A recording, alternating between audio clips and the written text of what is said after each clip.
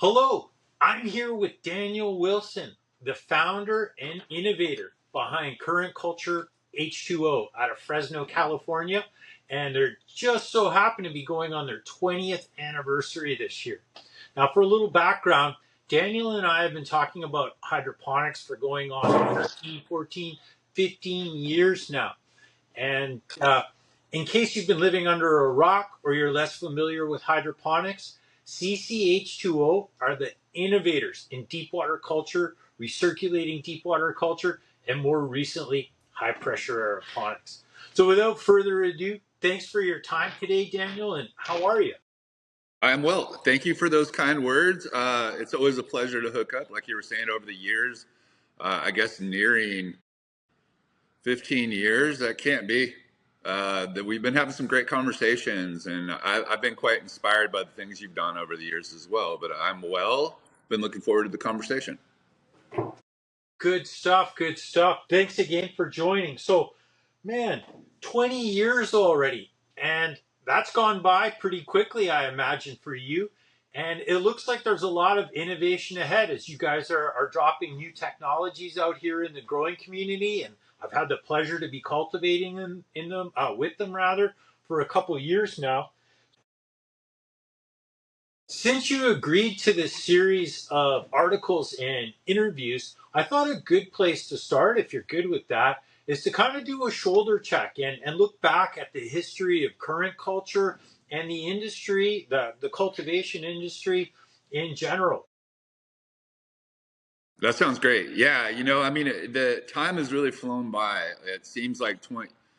As you know, the older you get, the frames of time seem to move more quickly anyway. So looking back 20 years ago, to kind of harken back to days of yore, there was a lot of optimism in the air in regards to the changing climate of legality, and things in the cannabis industry were really still in their early stages, but you could see on the horizon that there was some changes. There was a lot of participation, interest, and optimism from all directions, and we had and would you say kind of a fortification already, especially on the West Coast. As we both know, a lot of the indoor cultivation was pioneered and moved forward from the Pacific Northwest, and as it made its way down into California, at least the indoor growing part of it, we were some of the early adopters of hydroponics as cultivators, and then inherently opened a hydroponic store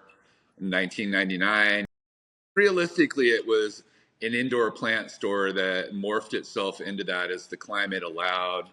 Here in California, we saw 215, and we started offering, products that growers were interested in. Fast forward 20 years, here we are. The industry is quite different, but I would say the people, interestingly, the people who are involved now were a lot of the early pioneers, and a lot of the people that were very interested in opportunity have kind of waned away a little bit for either the lack of opportunity or diminished opportunity, or you follow the things you're interested in, and if there's not big dollar signs associated with things, sometimes your interests can change. Now, just to backtrack a little bit for people less familiar or maybe in a different part of the world, tell us a little bit about Prop 215 and what that has meant for the cultivation scene. Yeah, I think it was an important. I'm a pretty what would you say, insufficient reciter of history, right? But what I can tell you is, as a resident of California at the time, what it brought about was the ability for folks to start, or I should say, maybe for the plant to start being acknowledged as medicine more broadly, and then that provided an avenue for individuals that were interested to get themselves a prescription, and then they were permitted to grow plants, and the amount of plants was dictated. There were rules around it, but what it did is it opened up accessibility. I think, as California typically does in the United States, we're pushing the boundaries on either innovation or what's acceptable, or the wrong way to do it. And we kind of did all three in this case. but looking back at 215, I would say that was kind of when the sun started rising on the opportunities within the cannabis industry. Thanks for that. Now, before we go along any further, I just wanted to show you something. There's one of your catalogs from 2011, and I've got one here from 2013 as well.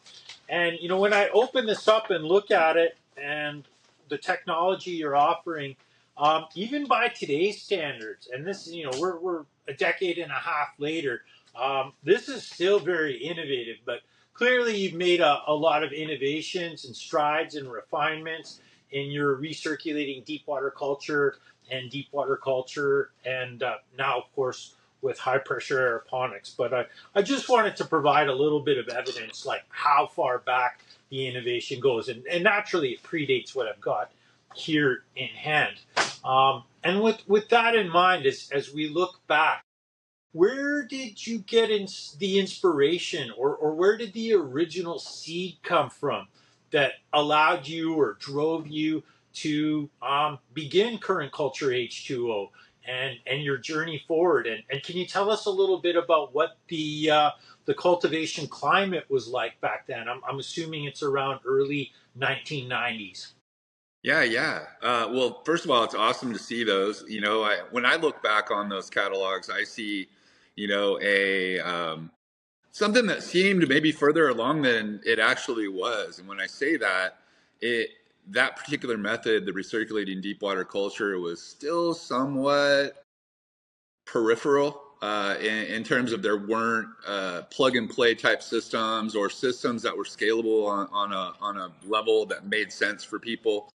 So that was an exciting time. So seeing that really brings back memories. But yeah, if as a cultivator during that period of time, I mean, there was a very short list of names and systems available to plug in. And I mean, it wasn't as though those weren't very effective systems. Or let me rephrase that. They were very effective solutions in, general hydroponics. So you had water farms, you had aqua farms, you had different methods. You had American Hydroponics had NFT. Not quite as widely adapted within cannabis, but certainly effective.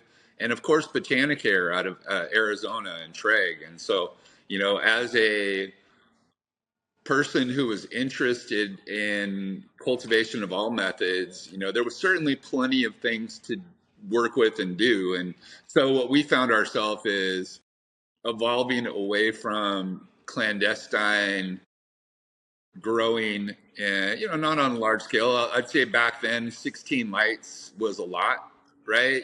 These days that's an R&D room, for a small facility. So during that time it was quite large, and so the type of purveyor, or I should say the supplier to those operations, didn't have to be on a grand scale. But there were some pretty early innovators when it came to that too. I want to say it was Berkeley Indoor Garden here in California was one of the first. And so we'd make our way up to Berkeley Indoor Garden, That cover was the license plate, Victor roll Vivian, in, pick I up some believe. different supplies, roll out, follow a very limited script and move forward. And so, for a small business to open in our area, we're in a part of California that's quite conservative.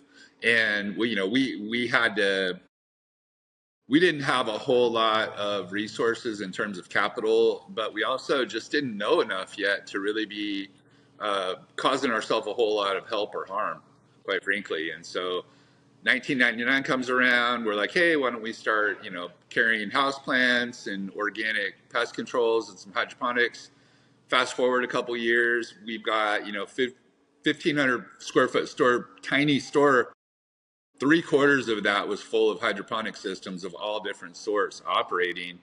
As we did that, we had great success with every system, but specifically the water farm was the genesis, if you will, of kind of like what brought about the need for, in our opinion, in my opinion specifically, the recirculatory apparatus or method, so that we had homogenization in the solution. There was a whole lot going on with success in the plants, but when you went in and you were looking at kind of a closer level at different water chemistries and things like that, it became pretty clear that there could be isolated pockets and issues. And anyway, long story short, we developed a recirculating method based on pulling water, negative pressure to move water through the system, applied it to a water farm, was able to homogenize that, and then developed what became the undercurrent. The early names of it evolved through many things. Undertow was one of them. It just, anytime you have toe in the name of something, it wasn't that appealing.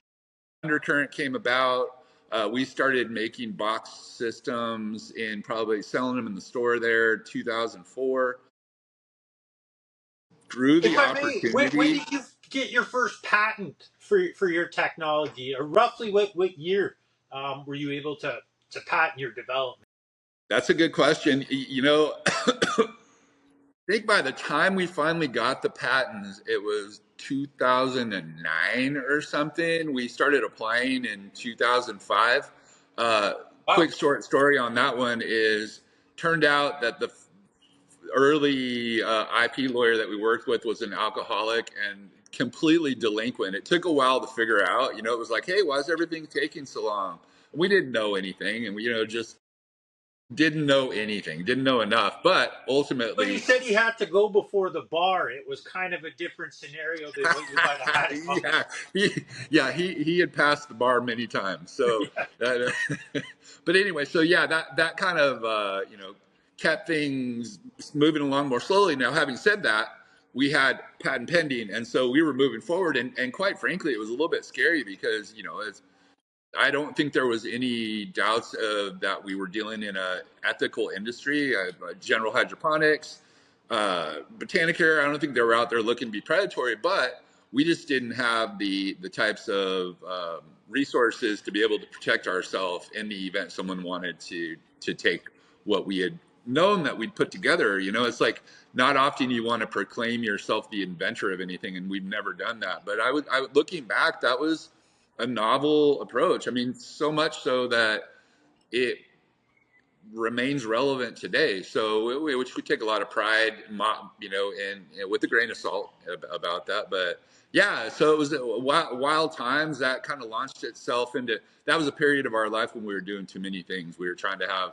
an organic nursery and grocery store, small, and the store and current culture, and quite frankly, not really doing probably all that well at any of them. And so it was about 2006 that we understood that, hey, I think there's an emerging opportunity for us with the hydroponic system. We're going to move that forward. Before you knew it, we were able to sell a couple of them outside of the store, and then the industry at that point. When I say that, the cannabis industry started to actually blossom a little bit as more states came online and opportunities, and of course the Canadian market always kind of ahead of the curve when it came to the cannabis market. That was a great opportunity for us as well. So I don't know. I look back on those times with fond memories. In that fond memory is my memories of reading a little thing in a magazine called Max Yield, which some of the OGs out there may remember. Um, but it was a little piece called Ask Eric, right? And that was some of my first exposure to a guy named Eric Bixa, who was, I'll just put it this way, established enough at the industry at that point where you were sharing ideas and teaching people when everybody was ready to learn. And so those are good times to look back on that with fond memories. And on the flip side of that, that's where I first saw the undercurrent system, and I was immediately captivated by it. It was, I believe, a little video clip from one of the maximum yield shows that was in the States, and it had you, and it featured the system, and it immediately made sense. It was like highly identifiable that this system is going to produce very, very well. And I think it was at that point that I first started reaching out to you and just, introducing myself and saying, hey, how do I get my hands on an undercurrent? I really want to try one out. So yeah, looking back, maximum yield was instrumental in cultivating an entire industry, really, or movement, if you will. And yeah, unfortunately, I guess times change, and they're no longer around. They failed to stay relevant, and I guess that's a risk we we all face, kind of adapt or die, which has been the case for, I'd say, quite a number of companies in this industry, even outside of hydroponic systems. Some of the standards that were around for decades, like Iwasaki Hortilux, for example, in lighting, no longer around. And there's probably a few others I could name as well.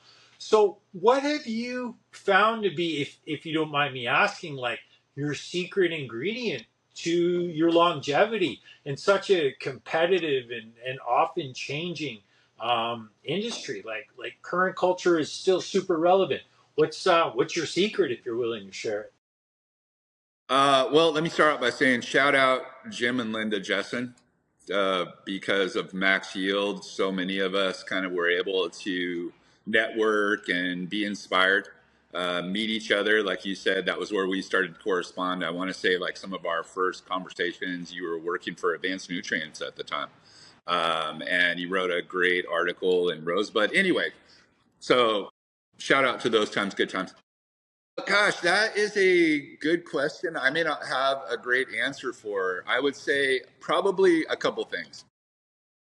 What a lot of entrepreneurs seem to share is blind optimism, right? And so, what I've always said is if we're really fortunate because the most intelligent out there are smart enough to know they shouldn't try, right? And so we weren't so smart that we weren't willing to keep trying, right? And also, I'm personally not the type who is gifted with so many different attributes that opportunities outside of this were large, right? And most importantly, I don't want to make it sound as though this isn't at the top of the pyramid, but this is what we do. We're passionate about it. I personally really enjoy cultivating, and it is not exclusive to hydroponics. I mean, we a great deal of respect for organic and soil food webs, and like permaculture and all the entire spectrum of cultivation and agriculture.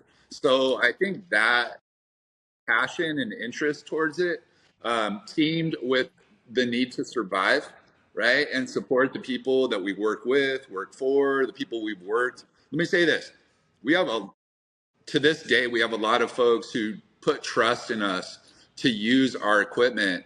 And, part of that commitment we were making is like, hey, we're going to be here. And so I think our intention to do that played some role. So what I'm hearing from you, and sorry about the background noise, that's the greenhouse vent that opens up for 30 seconds every hour, but is basically passion. The reason you've been successful, continue to be successful, is your passion. And to paraphrase what you kind of put lightly is to keep going where smarter people might quit. Yeah, 100%. Which it goes back to, that's like nature. Nothing is as simple as it seems. You would put all your money on the most intelligent people, and sometimes you got to be just dumb enough to try. So we're going to keep being dumb. Well, now, you've obviously not been content to rest on your laurels. I mean, the RDWC has been adopted globally, and continues to be super relevant. But you have launched high pressure aeroponics, which is, while still water culture, a bit of a departure from your origins. So maybe in a future edition we can have a deep dive into that. But just to kind of start to scratch the surface of that, where did the inspiration for that come in, especially given the success you've been enjoying, with RDWC? Why high pressure aeroponics now? Thank you. We're very proud of being able to have, I think, popularized and proliferated recirculating deep water culture. Obviously, there are many different ways to move water, but based on how many inspired groups we've seen around the world over the last, decade or so, it must be one of the more effective. And so, respect to those out there, those companies that we've been able to offer some inspiration to. It's good to see that continue moving forward.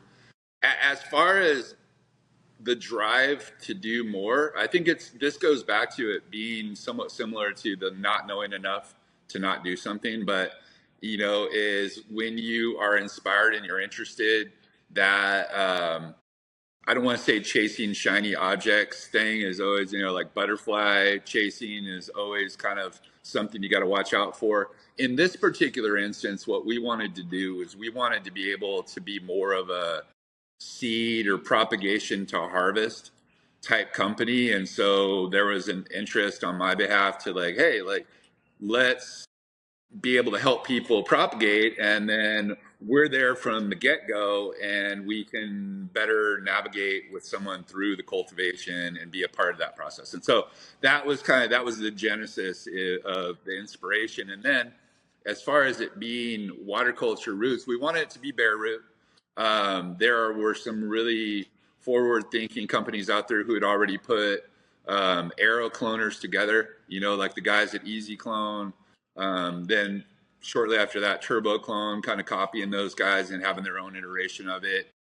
I felt like inherently with those systems, they were good for smaller scale, but they weren't as modular as we would like to see them. And so, given that we had modularity built into our recirculating deep water culture systems, design forward, thinking about the propagation, maybe I actually thought about it from the drain first. So it was like, when we recapture the water, what are we going to do? Okay, we're going to have that gravity drain back somewhere. Okay, how are we going to drive it out? Well, that was still up for debate. It's like, does it need to be high pressure aero? But as we started trialing that, which was probably in 2016, 2017, when we had moved to our new facility, we had more space. I started to piece together different systems, test nozzles, test different pumps, and it quickly became quite fascinating to see, especially with the high pressure side of things. It was just like, wow, this seems to be the apex of efficiency.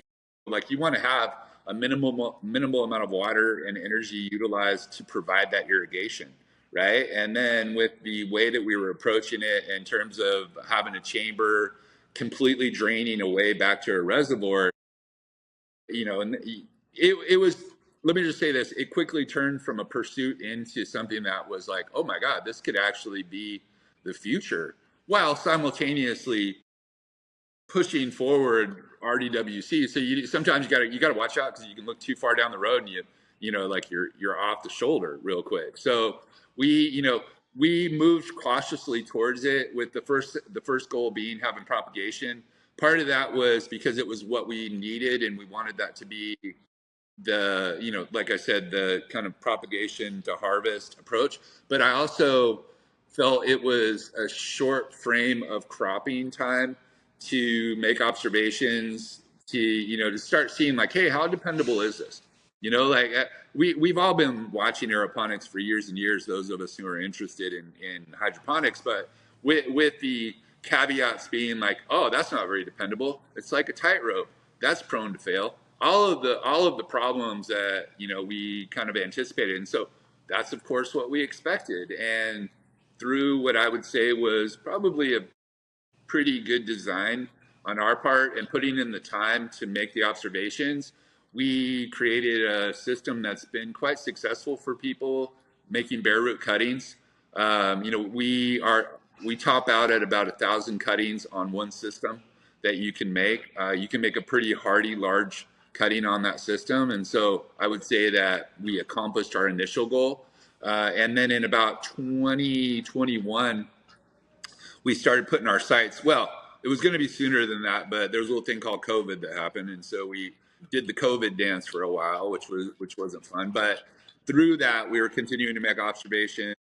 Our goal was to try to utilize as much of a, what would you say, off the shelf componentry as we could for a larger scale cultivation.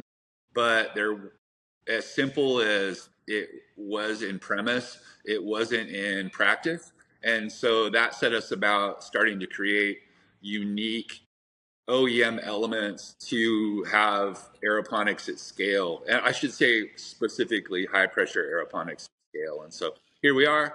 We've had some time to work out kinks. We've had some time to get people early adopting. My friend here on the other side of the camera being one of those early adopters, having the pleasure to work with people who could give us feedback and work through that. And so here we are. It's 2026, probably 5 years past the point I would have thought we'd be doing. That was probably I would say the resounding, reoccurring theme is, oh my God, everything takes 3 to 5 years longer than we thought it would. But then that ended up being a blessing in disguise because you get more time to hone things in. I kind of drifted away from what your initial question was, but you get the gist. No, not at all. Not at all. That filled in a lot of the gaps of what I would have asked you. And I just want to reiterate on something you said. As a former growing guru making recommendations to people back in the early days, I would have said pretty much exactly what you touched on, is that, yeah, aeroponics is great, amazing for propagation, but yeah, maybe not so reliable for growing, full-term crops. And after going on 2 years now, growing in your high pressure aeroponic system, I can say with 100% certainty, it's actually the most reliable system I've used, and I have used them all. This has been even more reliable than drip irrigation. I have, drip nozzles or lines clogging up with relative frequency, following the right protocols still. With high pressure aeroponics here, I have not had that problem. I've just had Nice. amazing production, and I've never been able to have such a level of control over the air to water ratios in the root zone. These plants grow super hard and firm, and they grow fast. I've just been absolutely blown away by this, and basically taken everything I thought about aeroponics and thrown it out the window. Like, you guys really have reinvented this. And I Thank haven't you. had to buy growing medium since, which is a blessing, that's for sure. Besides having to drive and source it, throw it away, the cost just keeps going up and up. And just about anybody who's been using medium Inconsistencies. Yeah. long enough finds that it is inconsistent from batch to batch, even from some of the big duck suppliers. Yeah, 100%. Well, and we, first of all, it's great to hear that. It's with every approach. There are caveats, and there are things you need to be mindful of, and we're all always one day away from like a catastrophic failure of some sort. But that is doomsday thinking, and so we applied a lot of doomsday thinking into the development of especially this cultivation method, right? So behind me, there's a little bit of something going on, control the different components. And so I think it's really important from a developmental standpoint that you look at it through that lens, right? If you approach things too optimistically, you're not considering what drawbacks may come from taking an approach. And so that has been a really important component in the developmental cycle. And so, I think the other thing for us where we're fortunate is we had already established an understanding of what makes sense in water culture. And so when I speak water culture, and I know you know this, but just to say it out loud, we're speaking specifically of that spectrum of hydroponics that is dealing with the root zone and water without substrate. So we're talking about, that didn't say water culture couldn't be grown in clay pellets, but we've really evolved away from that because again, those are all variables and expenses and waste streams that, at some point are going to become the caveat to what someone's doing. So anyway, water culture, understanding what to put in water, more importantly, what not to put in water to make sure that the plants and the healthfulness of the water maintain. That really served us well in the development of the high pressure aeroponic system because of concerns with orifices, clogging, things like that. And so being able to take that already established understanding and apply that to high pressure aeroponics, I think helped us advance more quickly. And also has given us a basis of, like we are experts in this. And I don't throw that term around very quickly, especially in pertaining to oneself, right? But I know, like, we've put in the time, we've put in the effort and decades to have an understanding of that list of things you shouldn't do. And this gets back to kind of from a consultancy standpoint, which over the years we provided quite a bit of tech support for different situations. Is what I've realized is it's more often understanding what not to do than what you need to do, and that applied to high pressure aeroponics is really important and instrumental in success. Well, I look forward to diving in deeper with further discussions, looking Yes, even more at the history of current culture, some of the victories, and maybe even some of the losses you've encountered over the years, and especially more about this HPA technology. It continues to blow me away here. I mean, these are healthy plants. I've grown in your high pressure aeroponic system now in this greenhouse from temperatures like +1 degree centigrade all the way up to +30 degrees centigrade, and have not had a problem. Nothing but great production. So I'm looking forward to getting more into that.